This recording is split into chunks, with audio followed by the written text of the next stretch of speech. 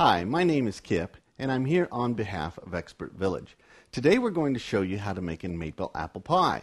And before we can actually start to make the pie, we need to make the pie crust. So let's look at the ingredients that we'll need to make our pie crust.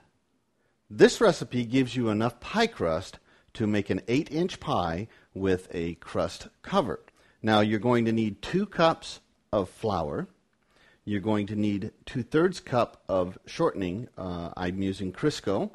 You're going to need a 1/2 teaspoon of salt and chilled water, approximately 4 tablespoons or more. Of course, this is more than that. I just make a little bowl of water with ice in it to be chilling, and then I'll take a tablespoon and I'll take out what I need when the time comes. And those are the very simple ingredients to make this very wonderful pie crust.